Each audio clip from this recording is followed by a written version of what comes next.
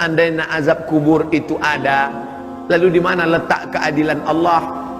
Ente kok mempermasalahkan keadilan Allah, sedangkan dia belum dihisab.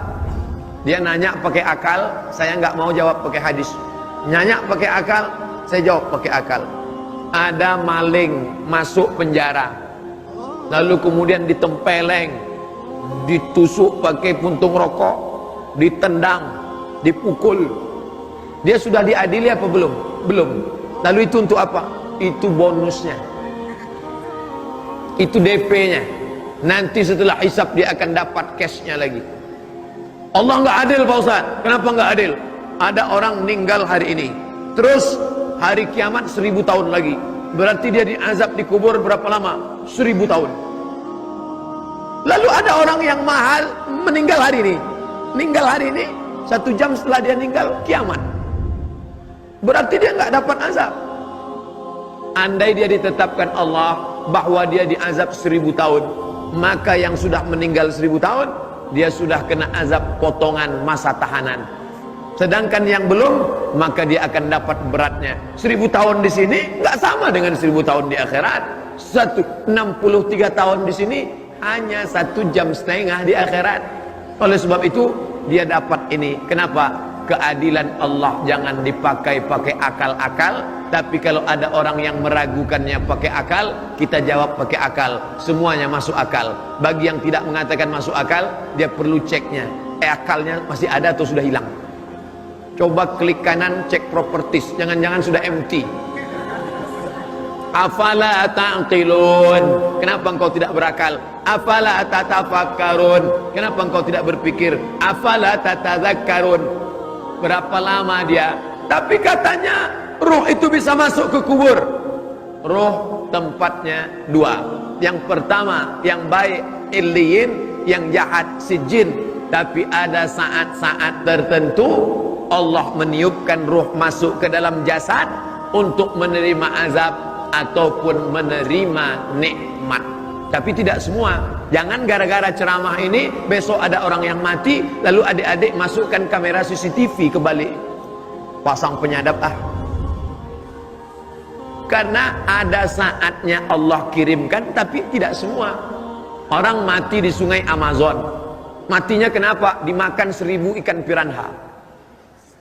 Nggak ada jasadnya, nggak dikafani, nggak dimandikan. Bagaimana ruhnya mau masuk ke dalam? Maka dia diazab di alam illiyin. Makanya dia disebut alam kubur. Kenapa disebut kubur? Karena tempatnya kubur dalam tanah. Tapi tidak semua orang masuk kubur. Dia disebut dengan alam lain yang disebut dengan barzah. Bainahuma barzah la yabghiyan. Ini air laut, air sungai. Air sungai, air laut. Air laut tidak akan masuk ke sungai. Kalau masuk air laut ke dalam sungai, maka kita tidak akan bisa minum. Kenapa? Asin semuanya. Maka di antara air laut dan air sungai ada namanya barzah. Dia tidak disebut dunia karena dia sudah mati. Dia tidak disebut akhirat karena dunia belum kiamat. Pembatas antara dunia dan akhirat disebut dengan barzah. Sudah kembali ke alam barzah, tapi belum akhirat. Yang ada kuburnya alam kubur, yang tak ada kuburnya dia sedang berada di alam barzah.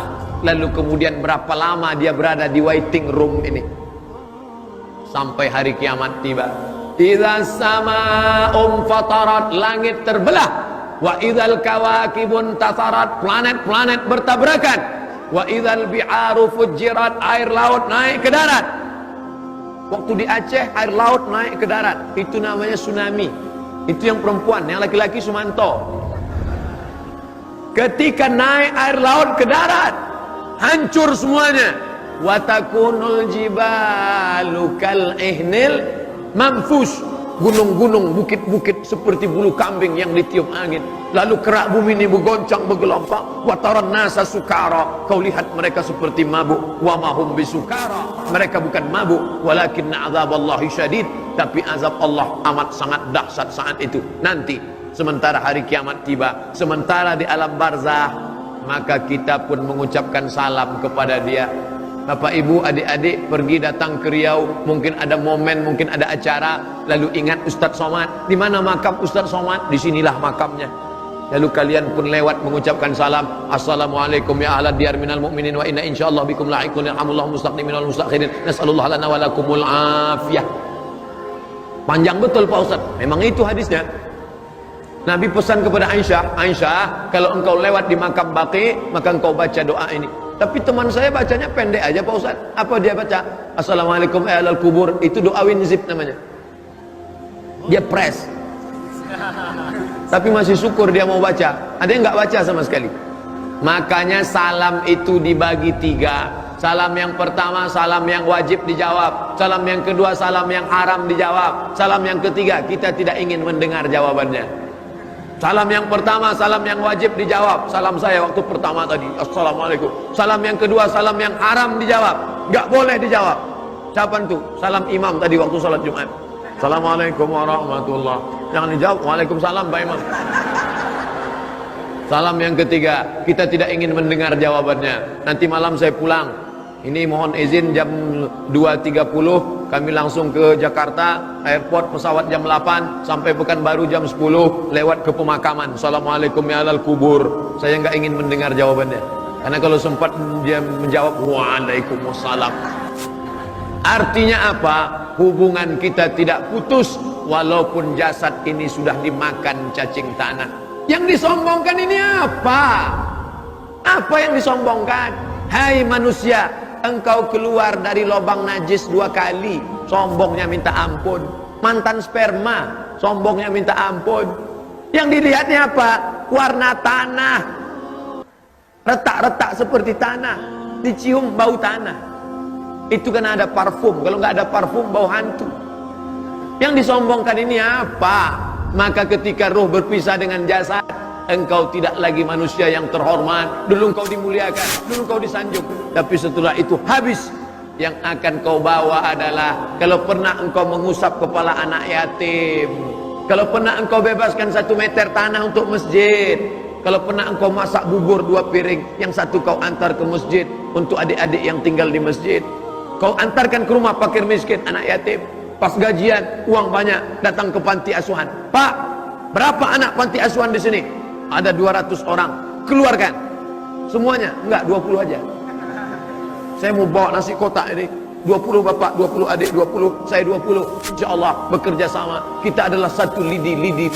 Akan menjadi satu batang sapu lidi yang besar. Bisa menyelamatkan ini semua. Alaikum bil jamaah. Sampai akhirnya kita pun mati di dalam tanah. Sampai masanya dibangkitkan lagi. Ketika bangkit itu lihat kanan, malaikat. Lihat kiri, malaikat. Lihat depan, malaikat. Lihat belakang, malaikat. Atas, malaikat. Kenapa aku bangkit bersama malaikat? Al-mahiru bil Quran. Orang yang mahir baca Quran. Ma'as safaratil kiramil bararah. Dia akan bersama dengan para malaikat. Mudah-mudahan anak-anak kita hafiz Quran. Ibu yang punya anak, masukkan SD IT, SMP IT, SMA IT. Kalau dia mahir baca Quran, hafal Quran, mengamalkan Quran, mengajarkan Quran, ibu bapaknya dapat syafaat.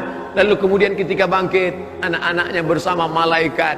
Tapi ada juga orang yang ketika bangkit dari kubur, tengok sebelah kanan, Ahok. Kenapa aku bisa bangkit bersama mereka? Karena ente dulu sama dengan mereka. Man tashabbaha biqaumin, siapa yang ikut-ikutan tradisi suatu kaum, fa huwa minhum, maka dia bagian dari kaum itu. Apa kata periwayat? Bukan hadisnya, periwayatnya. Wa usyira yaumal qiyamati ma'ahum, akan dibangkitkan bersama mereka nanti di akhirat. Nauzubillah. Itu nasib ruh. Lalu kemudian